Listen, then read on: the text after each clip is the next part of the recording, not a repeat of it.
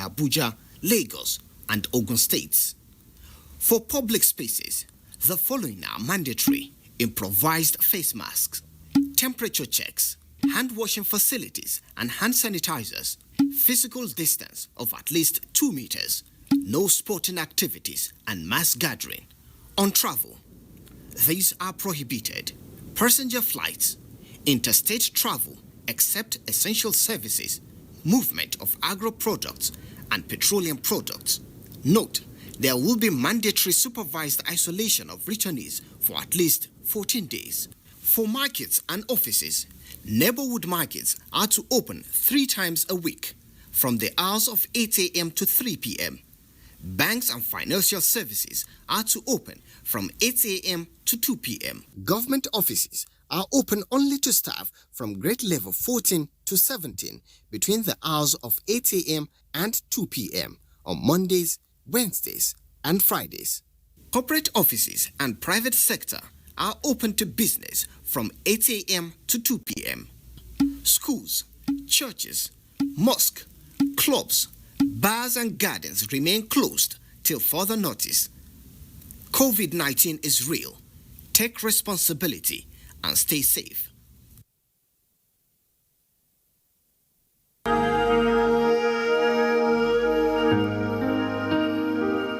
Ladies and gentlemen, let me remind us all that this pandemic is spreading like wildfire.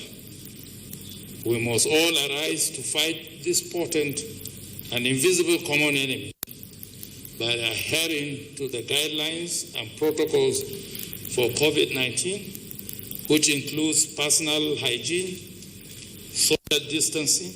We must wear masks in public places, obeying the stay-at-home order, and reporting unusual illness to the authorities for investigation.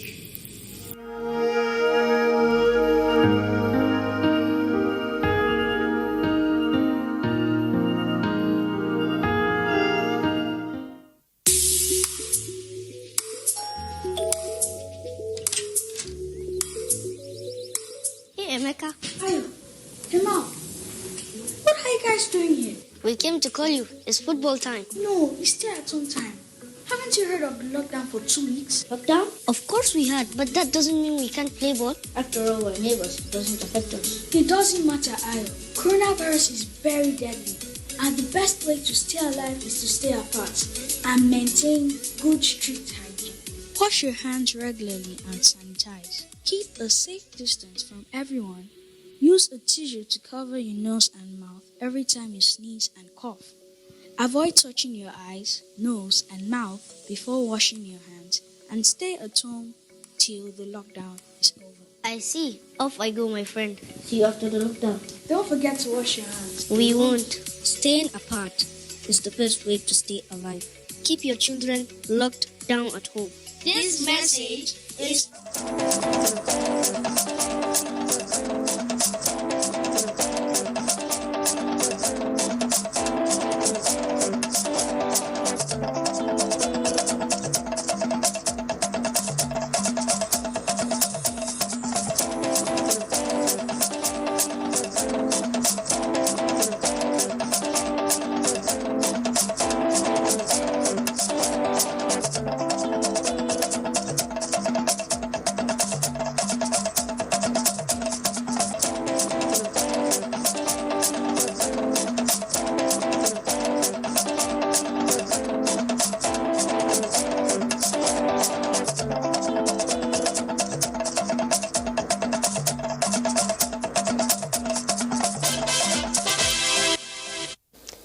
Good evening and thank you for joining us on NTA Nationwide. I'm Naja'at Tijani with updates from across the nation.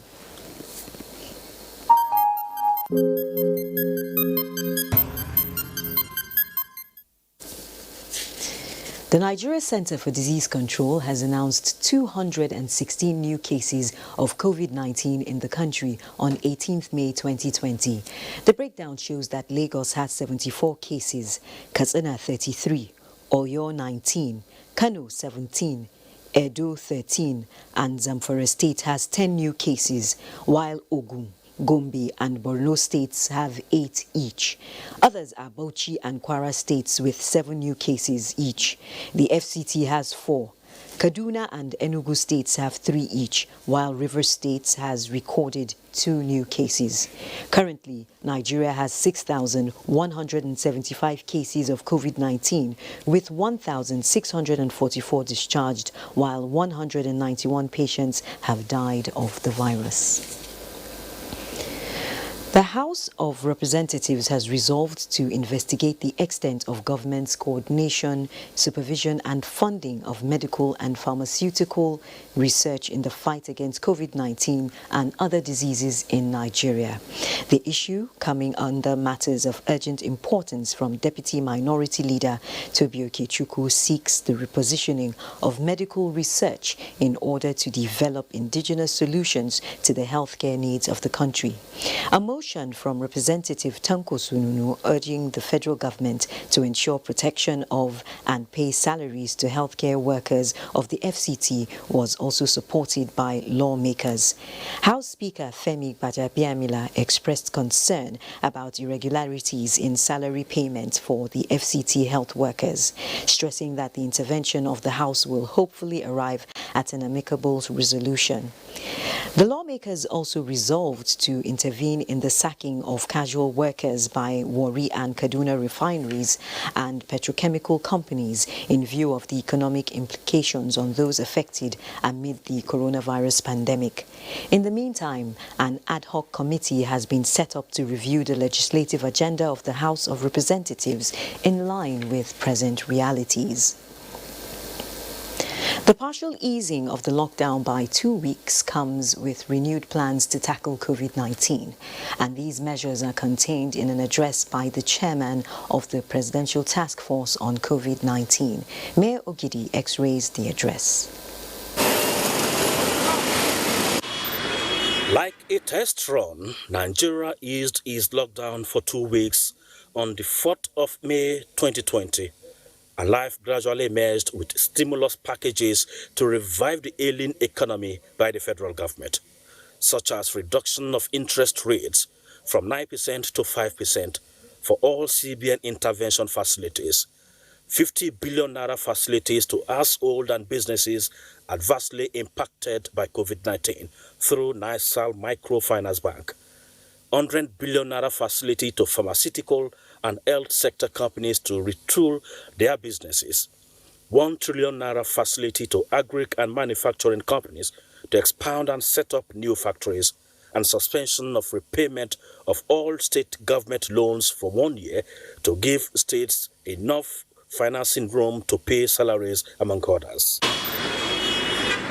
And the first phase of the test run, as it were, ended, and the PTF chair, Boss Mustafa, and his team is here to unveil the next line of action and to answer questions. For the Presidential Task Force, we share your pains, but our future is in the hands of every Nigerian. For the PTF, it is 2 weeks of mixed bag. That is, the level of compliance with guidelines low, but efforts to curtail the spread high. On the sunny side, there was increase in the number of laboratories in the COVID-19 network from 15 to 26. Additional 15,558 tests were conducted, increase in the number of trained personnel to 11,409 health workers, procurement and distribution of additional personal protective equipment and ventilators across the country. However, the infection prevention and control activities identified 9 high-burden local government areas in the Federation, reporting high number of cases and accounting for 51% of the total number of infections in the country. And with the briefing received from President Buhari, the status quo on the ease of lockdown still remains for another 2 weeks to still observe the behavior in the era of the new normal. This means all measures, exemptions, advisories, and scope of entities allowed to reopen under Phase 1 of the eased lockdown shall be maintained across the Federation for another 2 weeks, effective from 12 midnight, 18th May 2020 to 1st June 2020. maintain the existing lockdown in Kano State for additional 2 weeks, imposition of precision lockdown in states or in metropolitan high-burden local government areas that are reporting a rapidly increasing number of cases when the need arises. This would be complemented with the provision of palliatives and continued re-evaluation of the impact of the intervention and aggressive scale-up of efforts to ensure that communities are informed, engaged, and participating in the response with enhanced public awareness in high-risk states. It is a new era that comes with new traditions, and since nobody knows when COVID-19 will be over because science moves at its own pace, the PTF advises state governors to align their state-specific measures with the guidelines issued by the Presidential Task Force. Hunger has no sympathy for anyone, so farming activities must go on. Therefore, PTF reminds the security personnel to consider farmers during their enforcement exercises and see the period with human face. When the finishing line is in sight, the runner puts in more efforts, and that is the task before all Nigerians at this time. Mie Ogidi, NTA News. And now joining us via phone call to speak further on phase 2 of the ease of lockdown is an economic analyst, Mrs. Chinwe Ezenwa. You're welcome to NTA Nationwide. Hello. Mrs. Chinwe, welcome to NTA Nationwide. Thank you very much for having me. Now, ma'am, now that the federal government has decided to sustain the current momentum on measures it put in place, what are the expected spillover effects on the economic sector in the short and long term? Well, the COVID-19, as all of us are aware, has really dealt a blow on the economy, whether it's in the short term or in the long term. But with this new measure put in place by the PTF and the spillover effects, it's definitely going to hurt the economy. But one might want to ask, which one comes first? Is it life or the economy? So I think that it is in good faith that the federal government has decided to extend the lockdown so that people will learn to respect the guidelines. And the quicker we can respect that, the quicker we can flatten the curve. In the long run, I think we should start planning about post-COVID prosperity. The post-pandemic prosperity, that's what I will call it, the PPP. Now, we should all start planning about that. Now, on the flip side, Nigerians have been urging government to totally lift the lockdown. Do you think this is a good idea, taking into account the fact that new cases are being recorded every day? Well, I don't think it's totally a welcome idea. It might be catastrophic. Unless we see how we do the next couple of weeks, how people will learn how to obey the rules. Because most Nigerians really don't know how to obey the rules.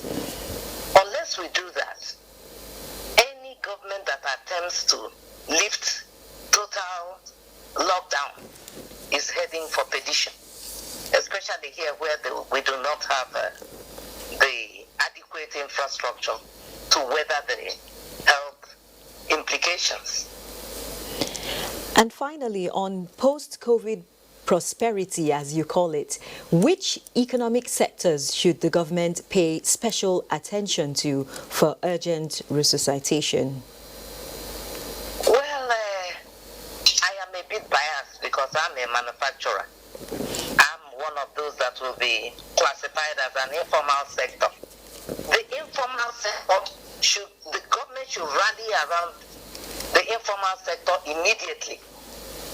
If they ever think of rescuing the Nigerian economy, those cottage industries, those women out there struggling to survive, women make at least 65% of the informal sector. The informal sector is the engine of growth growth of any economy. I think we have to hit the ground running with the informal sector. Enough of the formal sector. Enough, I say, of the formal sector. Let's grab the informal sector. That's what I would say. Thank you very much, Mrs. Chinwe Ezemwa, Economic. You're welcome. Thank you very much. You're welcome. Thank you.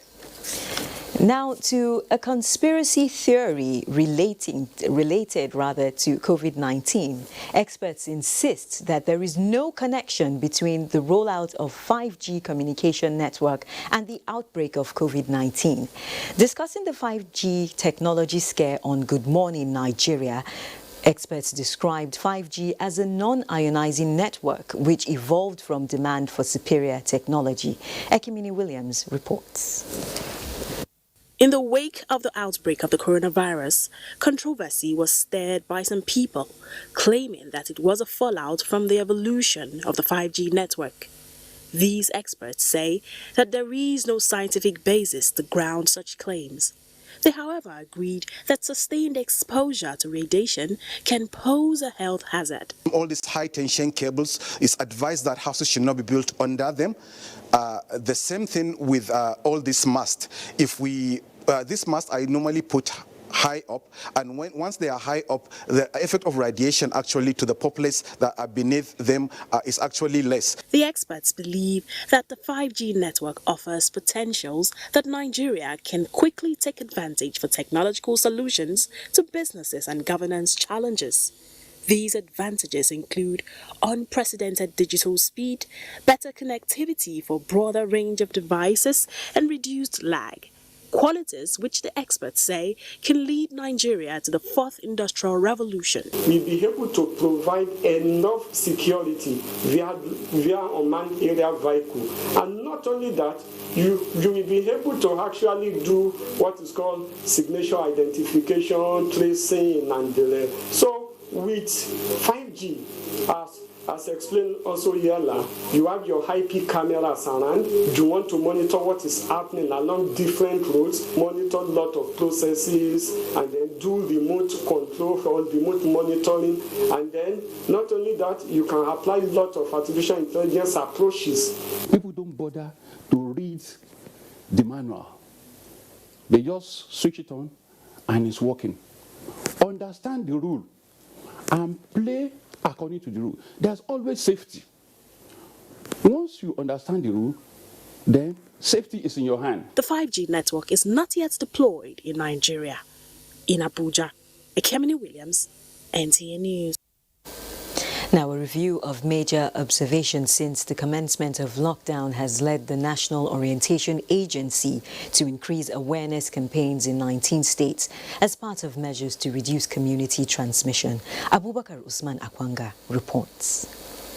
At the record of the first index case in the country, fear and anxiety ruptured the socio-economic space with continued spread and increasing figures of infections across the country. This led to the declaration of lockdown in Lagos and Ogun states, as well as the FCT, and subsequent enforcement was carried out by state governors with strict restriction on interstate boundaries. As one of the frontline agencies with a mandate of raising awareness against coronavirus pandemic, the observations became necessary for further safety adjustments. As a first step measure, intensive awareness campaign will be strengthened in 19 states of the Federation, while other safety guidelines will be prioritized to subdue the pandemic. That the directors from the National Orientation Agency headquarters to state directors on COVID-19 have been closely monitored for compliance from the onset, with reports being filed in on a daily basis from across the country. The Independent Corrupt Practices and Other Related Offences Commission, ICPC, is also joined in the campaign.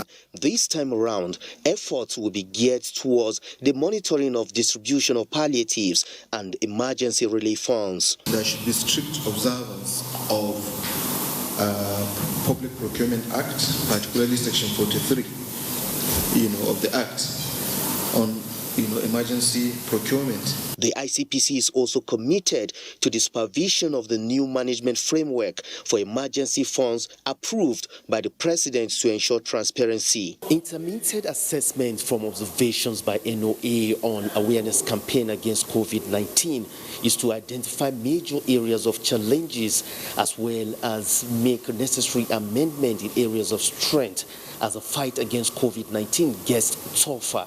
In Abuja, Abubakar Usman Akwanga, NTA News. Thank you, Abubakar. You're watching Nationwide on NTA. Let's join Dotun in Lagos for more reports.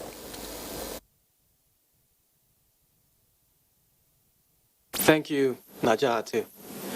The federal government on Monday extended the gradual easing of the lockdown by 2 weeks as a measure to combat the spread of the COVID-19 pandemic in the country. This extension has elicited divergent views from Lagosians. Adeola Komi Akere reports.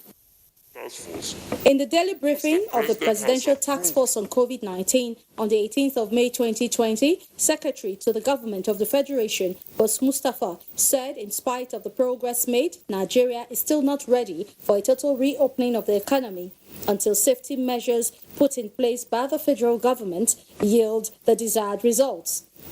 The current phase of the partial lockdown, which has been extended by another 2 weeks, is to ensure stricter enforcement with more palliatives for Nigerians and continued re-evaluation of the interventions.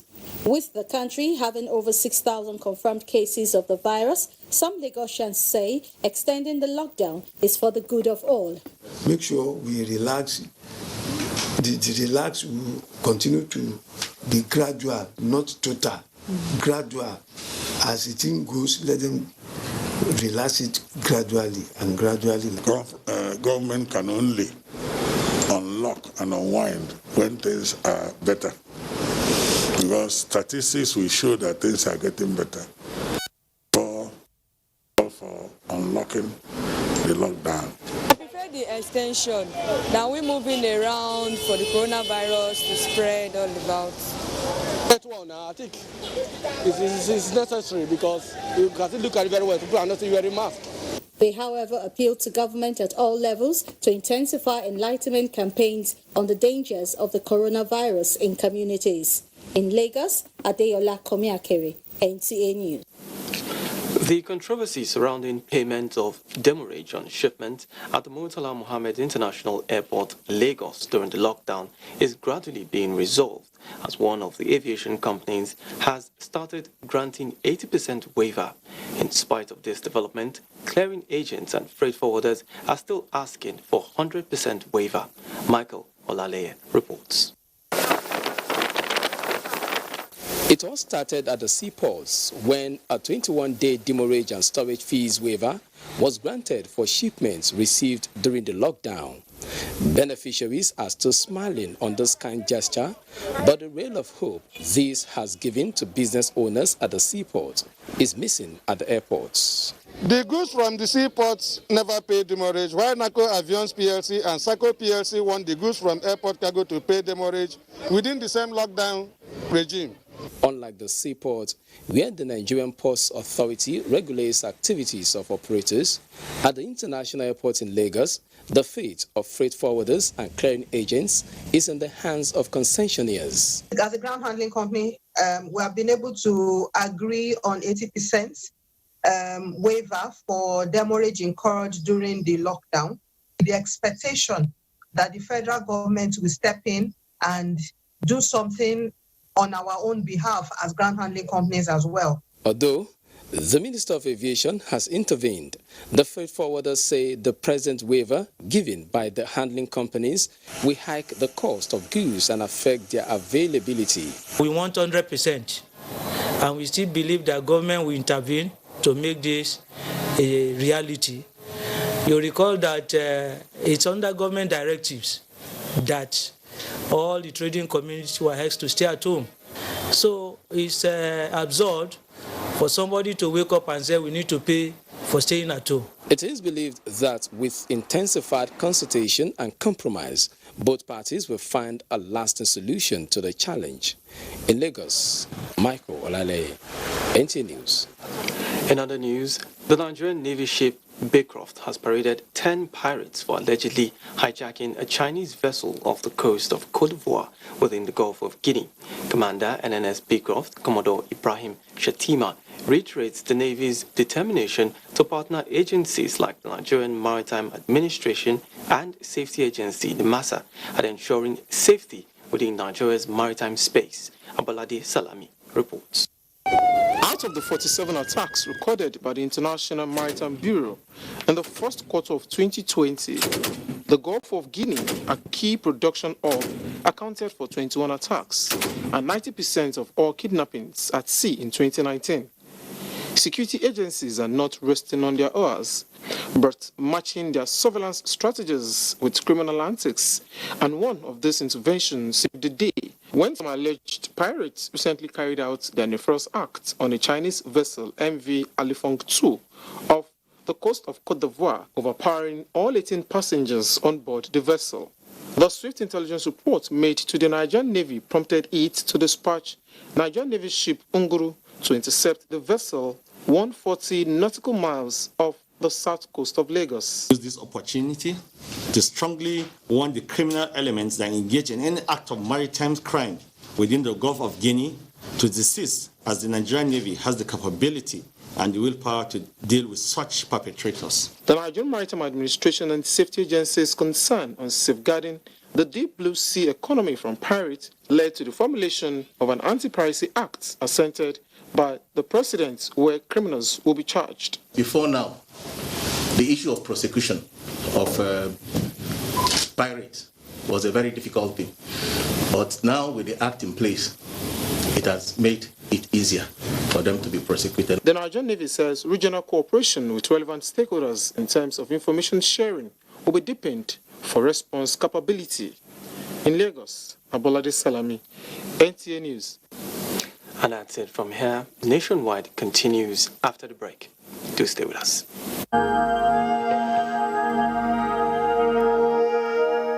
I wish to once again commend the frontline workers across the country who, on a daily basis, risk everything to ensure we win this fight.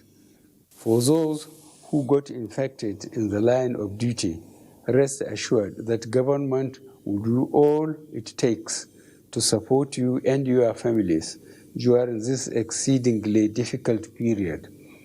I will also take this opportunity to assure you all that your safety, well-being, and welfare remains paramount to our government. I am using this opportunity to express our deepest condolences to the families of all Nigerians that have lost their loved ones as a result of the COVID-19 pandemic. This is our collective loss, and we share your grief.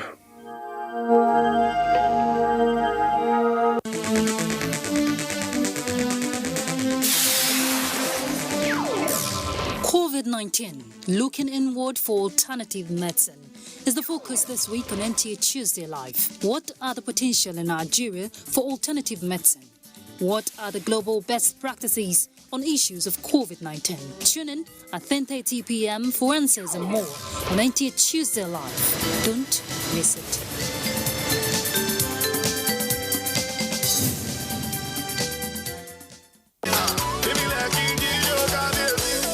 It's the dawn of a new era in Makuomi, Ogun, waterside local government area of Ogun State, where His Royal Highness Obakazima Deshino Salami, the all-rounder, continues his remarkable achievements as the Oshobia of Makuomi 1 year after his official installation in the capacity of a monarch on May 21, 2019. Kabisiu, your reign in the last 1 year has ignited tremendous development, even now that you anticipate your coronation. Congratulations, Omo Makuo Oshobia, Iluareye Auruku. This message is powered by Rotarian Ambassador Martins Efe, President and Founder, First Child and Prisoner Care Foundation. This is a very important message Operation Wear Your Mask, especially for people who don't old. No forget, your body no tranga like before. You not even tranga like your children or your grandchildren. So therefore, always wear your mask for this pandemic period. No dey to receive visitors, so even if na your grandchildren.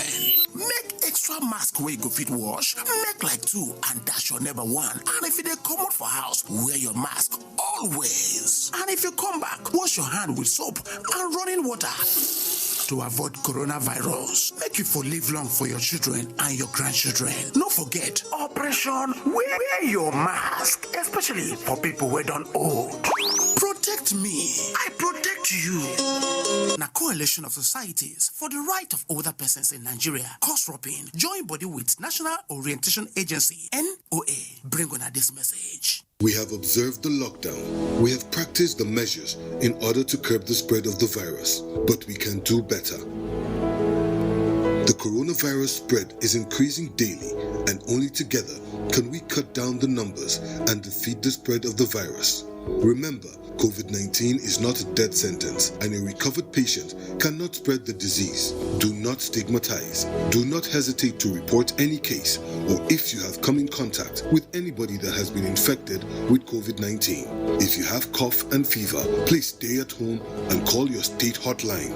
Find state numbers at www.covid19.ncdc.gov.ng. Remember, it is for your own good and for the good of every Nigerian. Let us do better and defeat the virus. Together, we can do this. This message is brought to you by the Nigerian Television Authority, NTA, Africa's largest television network.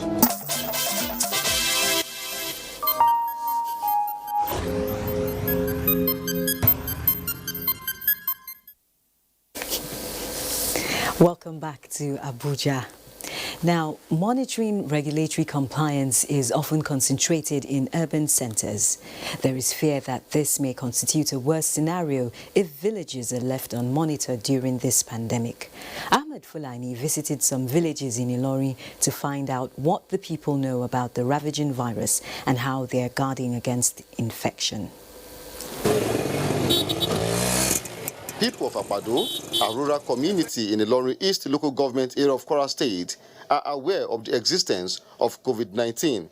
Hence, measures are being taken to prevent themselves from contracting the virus while avoiding handshake and gatherings of large crowd. However, the people are indifferent to the use of face masks. They believe it is applicable only to those who have infected people among them. We have been observed not going to church, not crowding. So people have not been, no ceremony all around. So we have had that. We are just hearing about the virus spreading all over the countries, but we have not had any cases here. We don't gather more than 5 people, and we don't even shake hands. We also distance ourselves from any stranger. This centenarian, Abraham Egunshola, has never experienced this kind of killer disease in his 10 decades of his existence. Since we have not even experienced it before, it is hard for us to know what it is, but we have been told it is a dangerous virus. The head of Apado, Deacon Titus Ajibola, is appreciative of the various palliative support distributed to his people, which brought relief to the community during the total lockdown. From Apado in Ilorin East local government area of Kwara State, Ahmed Fulani. Kano State Government has released operational guidelines for the controlled easing of restrictions induced by the coronavirus pandemic as a way of fine-tuning the extended lockdown of Kano State by the Presidential Task Force on COVID-19 for another 2 weeks. In a statement by the Commissioner for Information, Malam Muhammad Garba, Governor Abdullahi Umar Ganduji met with key stakeholders and decided to partially lift the lockdown on Sundays, Wednesdays, Mondays and Fridays between 10 a.m. and 2 p.m. as earlier recommended by the Presidential Task Force. The statement adds that the government considers it convenient to allow the conduct of Eid prayers on Salah Day, along with the lifting of restriction of movement from 6 a.m. to 2 p.m. under strict observance of safety and prevention protocols, with none of the usual public Salah festivities. Similarly, there will be no central Eid prayer, Durbar or Sultan Salah message in Sokoto this year. Sheikh Muhammad Datti reports that Sultan Muhammad Saad Abubakar dropped the hint at a meeting with the 86 district heads in the state. The central Eid prayer was a collective decision of the northern traditional rulers in Nigeria. This is with a view to stopping the influx of people from nooks and crannies of the state to the central Eid ground to observe the 2 rakat prayers. With this development, the Sultan directed district heads to stop the influx of their masses to the central Eid prayer ground. All these are geared towards curtailing the spread of the novel coronavirus. The Sultan said more needs to be done in sensitizing their subjects, emphasizing on the need to adhere strictly to expert advice at all times. While wishing the entire Muslim Ummah a fruitful Ramadan and Eid al-Fitr, the Sultan called for more prayers against the spread of the COVID-19 across the globe. In Sokoto, Sheikh Muhammad Datti, NTA News. And now let's join Chinenye in Enugu for more reports. Hello, Chinenye. Hello, Naja Atu. Good evening and welcome to Enugu.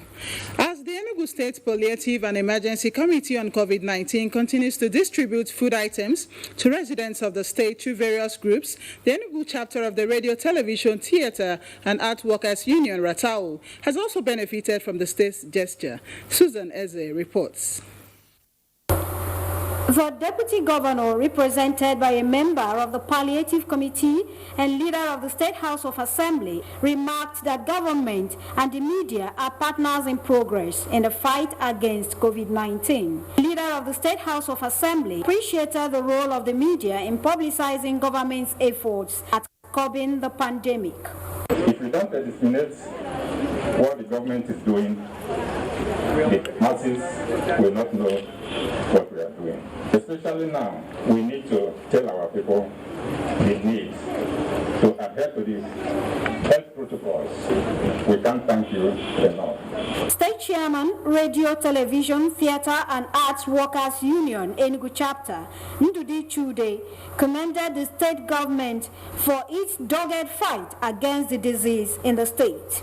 The chairman, who expressed gratitude for the gesture, said it will go a long way in alleviating the current hardship experienced by members. I will urge you people not to relax on your hours. Meanwhile, we appreciate this as it will go a very long way to fight another pandemic, which is hunger virus. Thank you. The items donated include bags of rice, tubers of yam, vegetable oil, tomato paste, and other things. In Enugu, Susan Eze, NTA News. And in addition to other preventive measures and orders by federal and state governments to curb the spread of coronavirus, a curfew order had been placed in Enugu State. Mina Ukobasi went around the metropolis to monitor the level of compliance with the curfew order. Measures put in place by the Enugu State government to curtail the spread of COVID-19 is restriction on movement and, of course, curfew. We are here to find out the level of compliance to this curfew order. These motorists are in a hurry to beat the 8 p.m. deadline curfew imposed by the federal government to curb insecurity occasioned by COVID-19. Efforts to speak to most of them proved abortive as they couldn't spare a minute to grant an interview to avert facing the law. We also captured some security personnel who were on ground to enforce the order. No, we know about the coffee. It's just that we are in Enugu State. So I'm trying to go back to 90 miles so that I'll park there. I say don't like it when I'm from my office where they post me, they come back. I do handwork weather, but I see the work for under Enugu State. Neighborhood watch. I know now. I go to my mother for hospital, so I go to my house. In Incidentally, we are not the only ones on the prowl to monitor compliance. The news crew ran into the Enugu State Commandant of the Nigerian Security and Civil Defense Corps and his men also monitoring and enforcing compliance. Yes, you can see what we are in, and we are not relenting. So this time, whether this time or not this time, so our job is 24 hours.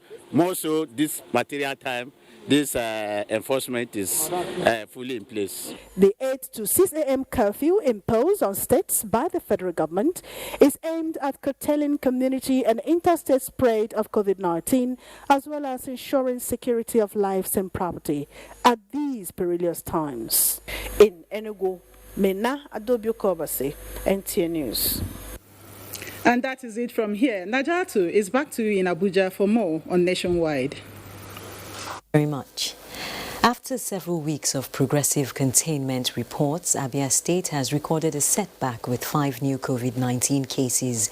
Governor Kezi Ikpeazu, at a media briefing, stated that this development includes the second of 2 index cases in the state who has yet again tested positive. Neka Onu reports.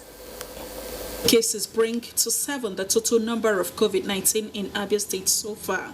The first of the 2 index cases has been discharged, while the other is still in isolation. I want to announce to all that yesterday evening, some results of samples we sent for testing returned, and we have 5 new cases on our hands now. On the latest confirmed cases of COVID-19 in the state, the governor said the 3 out of the 5 cases just returned from Lagos, while 2 are asymptomatic with no travel history. We will reach each and every person that has come into contact with these patients, and we will take samples and ensure that they are tested for us to know where we are. The governor stressed that the boundary closure subsists and urged all relevant agencies, especially those whose responsibility it is to mount the boundaries, to be extra vigilant, and appealed to those who had contact with the patients to present themselves for testing. In Aba, Neka Onu, NTA News. And in Katsina State, the government has distributed no fewer than 19,000 bags of animal feed and 8 cartons of salt to livestock farmers in the 34 local government areas of the state. Abdulmalik Hassan reports. Out of the items, each local government area received no fewer than 800 bags of the animal feed and 200 cartons of salt. Briefing newsmen at the event, the Secretary to Government of the state, Mustafa Muhammad Inwa, said the animal feeds were given by the federal government as a form of palliative to boost the output of produce by livestock farmers in the state. Especially Fulani living in the frontline local government and other people who are engaged in animal rearing and so on. So we have distributed them to each and every local government and also to some individuals, especially involved in large-scale animal farming. Sort of palliative measures to the state, especially our concern on the frontline local governments which have a lot of crises. Mustafa Inwa said the federal and state governments are committed to improving the growth of agricultural sector as well as strengthening farmers' capacity to yield positive output. He therefore urged the beneficiaries to effectively utilize the feeds given to them. Mustafa Inwa, who also expressed dismay over the lingering security challenges bedevailing some of the local government areas of the state, reiterated the state government commitment in bringing to an end the menace. Some of the beneficiaries interviewed expressed the hope that the exercise will be a continuous process. In Katsina, Abdulmalik Hassan, NTA News. To contribute their quota to the well-being of society, some core members in Akwa Ibom State have constructed a disinfection chamber at the Federal Secretariat Complex, Uyo, to assist government curb the spread of the novel coronavirus. John Paul Alumona reports. The core members deployed to Akwa Ibom State have continued to make contributions towards the protection of people since the outbreak of COVID-19 in Nigeria. The most recent being the fabrication of a disinfection chamber for civil servants and visitors going into the Federal Secretariat Complex, Uyo. Came together, we worked together with this idea, and we were able to work efficiently in our various aspects and to bring this structure. So the only issue we can when there's power failure, as you can see, once it releases. It's time now for the Presidential Task Force briefing. Nationwide will continue after. Members of the PTF on COVID-19, our viewers from homes and offices, gentlemen of the press, a very good afternoon to you, and I welcome you to the briefing for Tuesday, 19th May 2020. This afternoon we will be taking the remarks, then we take the updates from the Minister of Health, the DG and CDC, the National Coordinator in one group. We'll also receive updates from ministers, including the Minister of Information and Culture. If we have any addition, we will let you know as we progress. May I now invite the chairman of the PTF COVID-19 to please make his remarks. SGF, sir.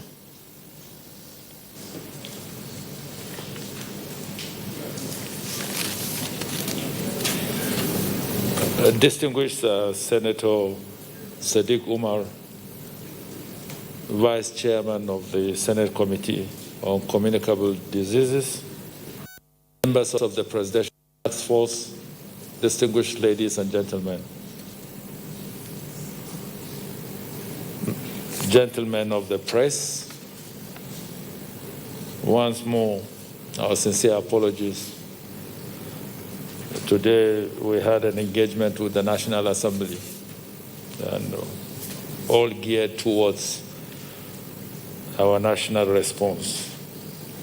However, I welcome you to the national briefing by the Presidential Task Force, the PTF on COVID-19, for Tuesday, 19th May 2020. Yesterday, the Presidential Task Force comprehensively conveyed Mr. President's directive on extending the eased lockdown for another 2 weeks in the bid to further contain and control the spread of the disease. This well-considered decision was taken out of an abundance of caution, current experiences from different countries, and expert advice. I must add also that we were persuaded by the history of global pandemics because it is replete with evidence of exponential rise in pandemic upon early lifting of restrictions, for which the 1918 to 1920 influenza remains the most recent example in human history.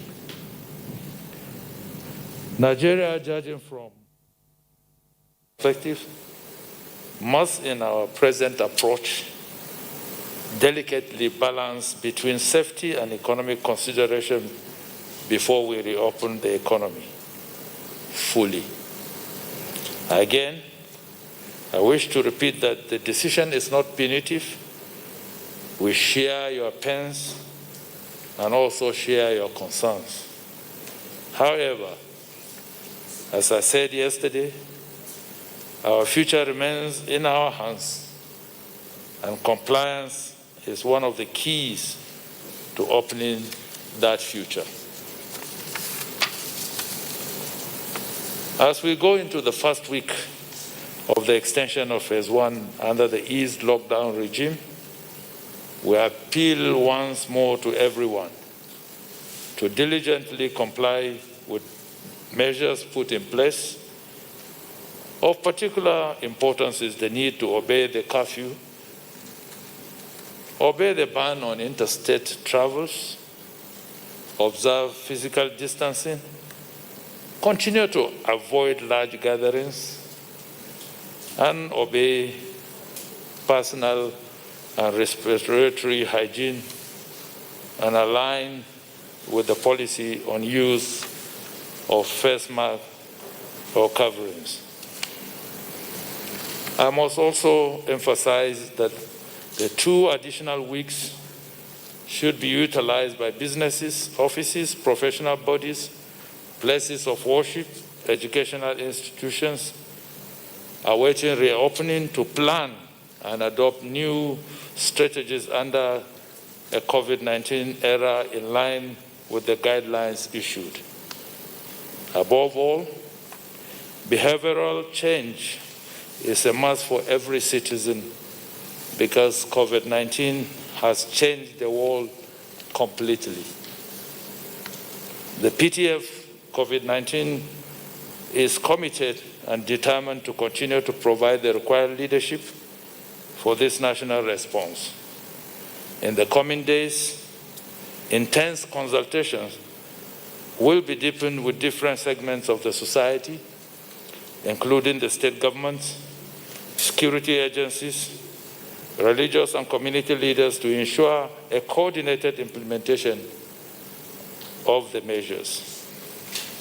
As I mentioned yesterday, specific directives have been issued to security agencies to strictly enforce the measures. I therefore admonish Nigerians to please observe the restriction in full. I, however, wish to assure our essential workers, such as the frontline medical personnel, the media, the environmental health workers, farmers and agro-related service providers, oil and gas services, aviation, the power sector, and a host of others, that they will be adequately protected. Your obligation is to always carry a valid means of identification.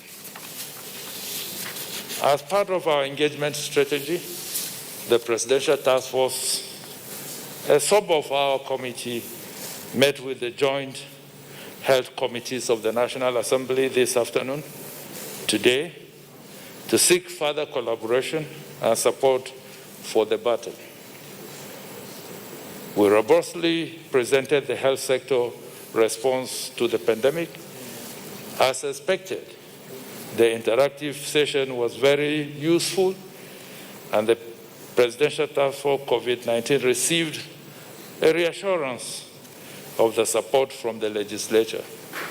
And that is evidenced by the presence of distinguished Senator Sadiq Umar, who is one of the vice chairmen of the health committees in the Senate, who is present with us today at this press conference. I think this is his second attendance.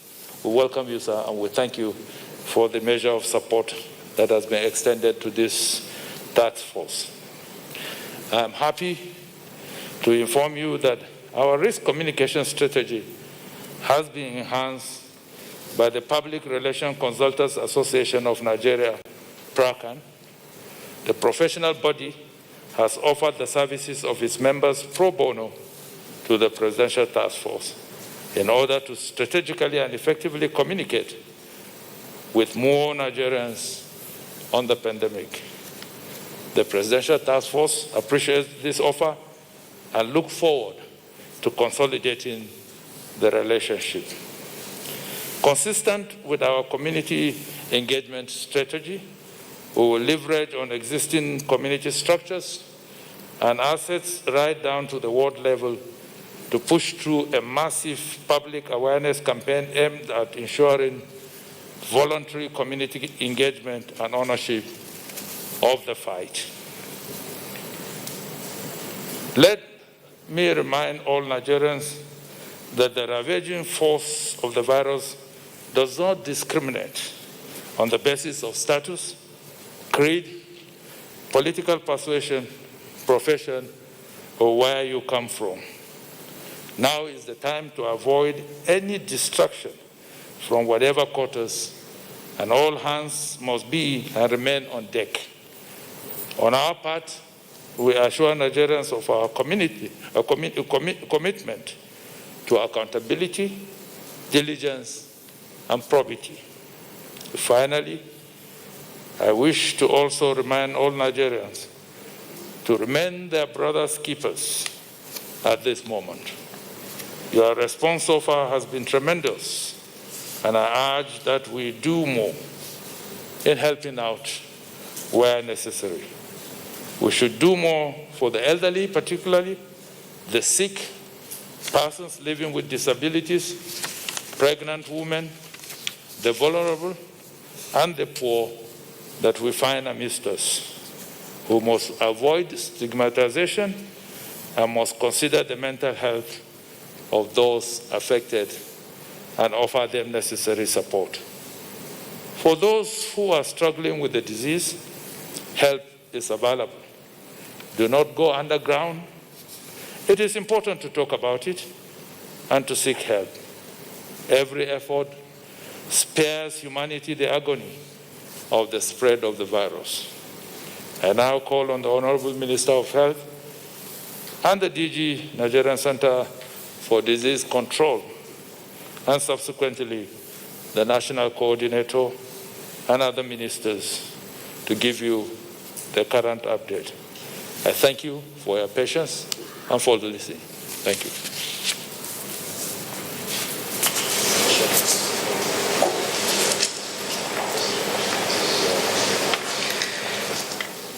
The Secretary to the Government of the Federation, distinguished Senator, honorable ministers, permanent secretaries, directors, general directors, ladies and gentlemen.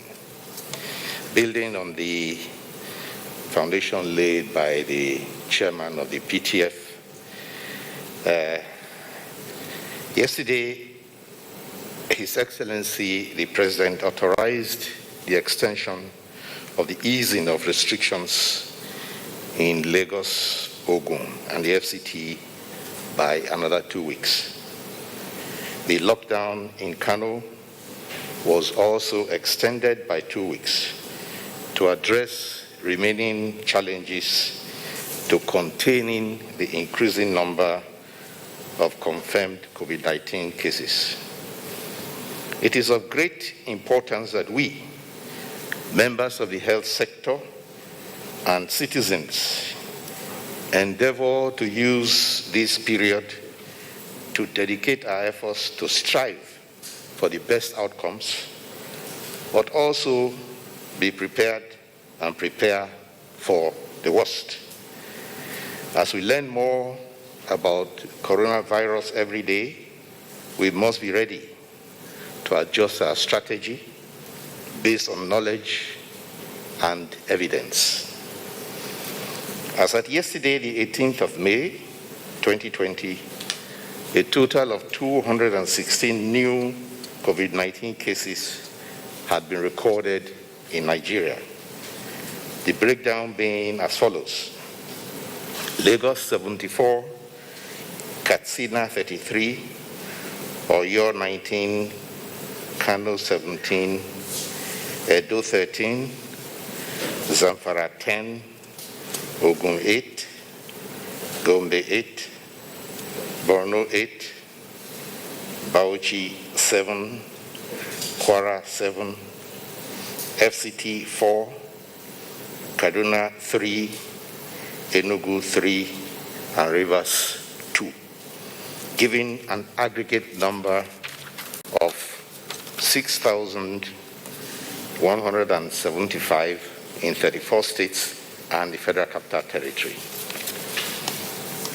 1,644 patients have been treated and discharged from care, but we have sadly recorded 191 deaths in 26 states of the Federal Capital Territory. Even though this latter figure seems low compared to other countries, A disturbing picture emerging from the statistics is that not only are most fatalities observed to be linked with pre-existing diseases, many of them are educated, well-to-do people who chose home-based care, where complications suddenly developed and they had to be rushed to hospital. Experience is beginning to show that breathing complications in COVID-19 patients can arise with little or no notice. This is an added reason why all persons should seek medical attention when they test positive. To continue strengthening response in states, the Federal Ministry of Health and the Nigerian Center for Disease Control are assessing isolation centers all over the country, recently in Yenagua and Oshogbo. We also continue providing diagnostic commodities and facilities in collaboration with partners. A ministerial task team led by a director of the Federal Ministry of Health arrived Calabar yesterday, Monday the 18th, to interact with Cross River State Ministry of Health. They were well received and have had useful meetings with state government officials, medical directors of federal health institutions in the state, and also met traditional rulers. The team is made up of experts of the National Primary Healthcare Development Agency, Nigeria Center for Disease Control, the Department of Hospital Services, Department of Public Health, and Department of Family Health, each one with terms of reference to work with relevant state officials to review and evaluate present status and needs of Cross River State. They will have audience to debrief His Excellency, the Cross River State Governor, before they depart from Calabar. The ministerial task team to Kano has reported improvements in processes and indices of Kano, and also of strategies to control increasing cases of COVID-19 infection in the entire region by ramping up testing, isolation, and case management capabilities.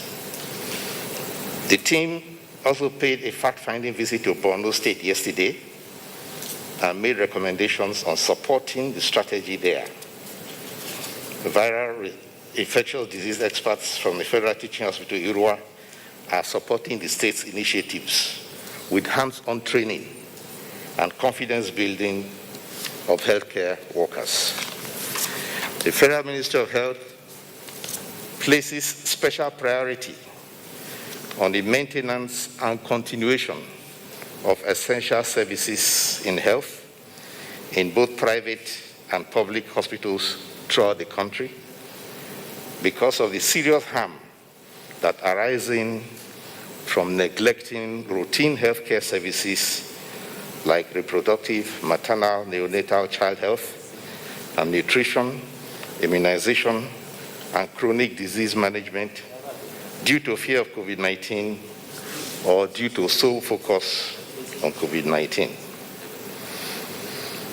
Therefore, the missions to states always include officials of National Primary Healthcare Development Agency and Department of Family Health, whose assignments are to press for restoration of normal medical services. We started the session of the World Health Assembly that is normally held in Geneva every year. But yesterday, for the first time ever by teleconference, where, as head of a Nigerian delegation, I delivered a statement on behalf of the government of Nigeria, focusing on our actions and interventions in curbing the spread of COVID-19. It gives opportunity for countries to show solidarity, to share experience, to promote international cooperation in fighting this new virus. Another important outcome of the Assembly is emphasis on the need for cooperation among citizens and also with their state authorities in this fight. A war to concern citizens no less than the state, and requiring that we support and comply with adversaries that are for our survival. No policing should be needed to do the right thing. In this regard, I urge abiding by the mandatory and correct use of masks by all of us, each for the protection of the other.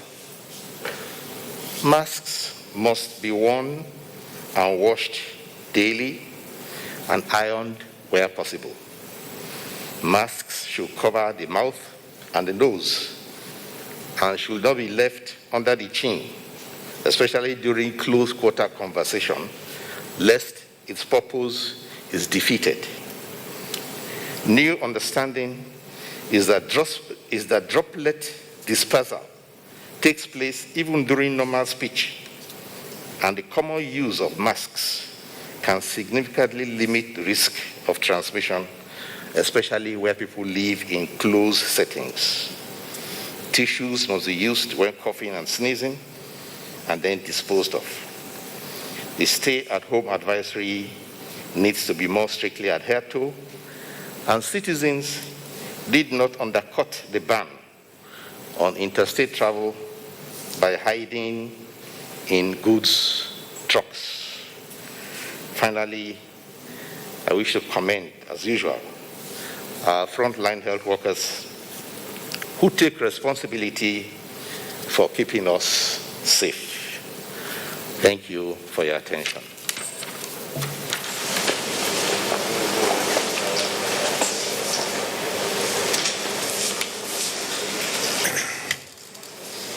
Chair of the Presidential Task Force and Secretary of the Federal Government of Nigeria, Honorable Ministers, distinguished Senator Sadiq Umar, ladies and gentlemen of the press. Again, thank you very much for coming for a regular press briefing.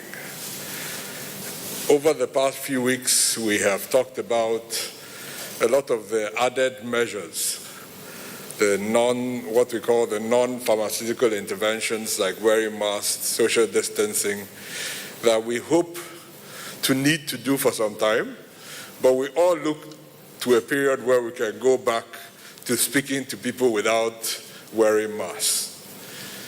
But we've also spoken about some things that we hope will stay, like hand washing frequently. And for the health sector, one of the biggest areas that we hope will change forever is our attitude towards infection prevention and control and the appropriate use of personal protective equipment. A few years ago, when we just started work at NCDC, precisely 3 years ago, there was a big outbreak of Lassa fever in the Federal Medical Center, Abakaliki, which is now the Alex Ekweme University Teaching Hospital. We lost many healthcare workers in that incident. I remember going down to Abakaliki that period, met a hospital in complete disarray. The mood was down, spirits were down, healthcare workers were refusing to work. Even morticians were refusing to bury the dead. It was that bad. We collectively worked with the healthcare workers in that hospital. The next year, after a series of trainings that lasted over a full year, constant engagement with the management, the leadership of the state, FETA is one of the most transformed federal teaching hospitals in the country. After Erua, together with Owo, they have become the leaders of our response to infectious diseases. We probably haven't heard a lot about them because they manage a disease called Lassa fever that affects mostly the poor in our society. And the place of PPEs has suddenly become elevated because of the level of society that feels at risk for this new infectious disease. But the rational use of PPEs is really something that needs to become a sustained change in our sector. In most procurement plans of our federal institutions, state institutions, even in private sector hospitals, you would rarely find a procurement of PPEs in any of them. This has to change. During this outbreak, yes, the federal government, state governments, the private sector, our donor agencies, the UN, everybody is procuring PPEs. We're distributing PPEs across the country. We have a whole big logistics plan over the next 4 months of PPE procurement and distribution. But we all know that this is not sustainable. We all know it is not sustainable. We have to go back and normalize the procurement of PPEs into the routine procurement plans of our institutions so that we plan for this and we use them routinely. But this will not happen if Nigerians don't demand that it happens. And we've said this over and over again, but maybe now it will stick, that a patient going to a hospital and seeing a doctor has a right to demand that that doctor is wearing gloves when they're manipulating them. It's not a nice to have. It's something that needs to happen. If you see your nurse going from one patient to the other without washing hands in between, you should ask as a patient, aren't you supposed to wash your hands if you've just touched a patient before you come to me?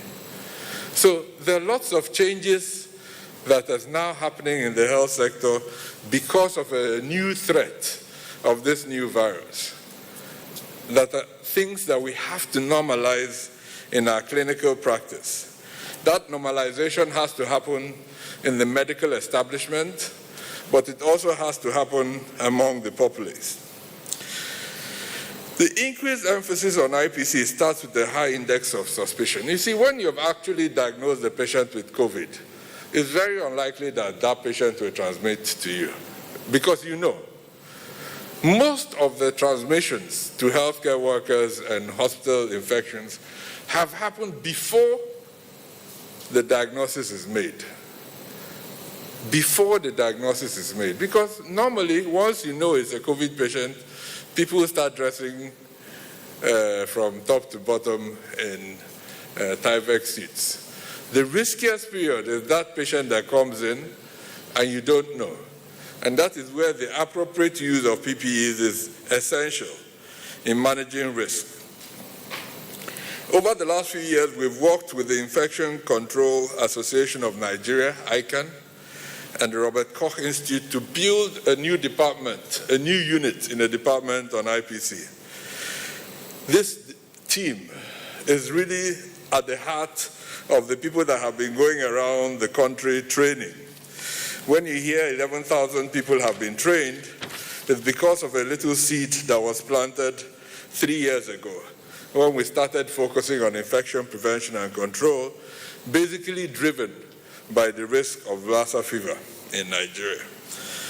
So, given that we didn't learn sufficiently from Lassa, now is a time for us to learn collectively from COVID.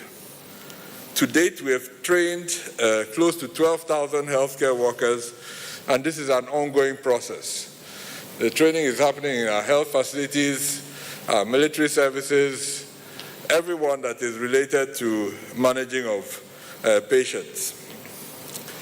We've developed guidelines. The most important one is a new one called the rational use of PPEs, because what we've seen happen is from the non-use, in some institutions, we have now gone to an extreme use. So in contexts where we've never used PPE, suddenly every single person in a hospital wants to wear a complete Tyvek suit with gloves, with gowns, with face masks. This in itself is not appropriate. So we've produced guidelines to advise what the pharmacist needs to wear, what the lab technician needs to wear.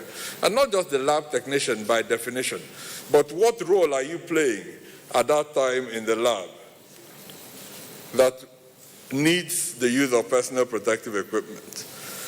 So this will take time to get used to. And as we get used to this new way of practicing medicine, practicing nursing, practicing laboratory science, practicing pharmacy, we'll get used to these protocols, adapt them in hospitals, and use them on a day-to-day basis. The inefficient use of PPEs is just as risky as the non-use of PPEs. So over the next few months, we hope that this is one change that will stay with us as we move into the future. Thank you very much.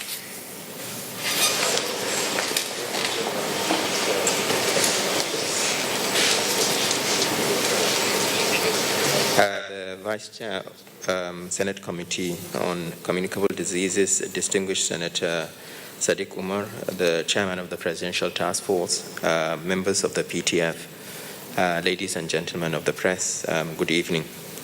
I would like to first of all start by talking about phase 2 of the eased lockdown.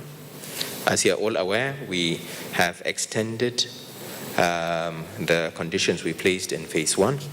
We're now going into a 2-week extension of the gradual easing of the lockdown.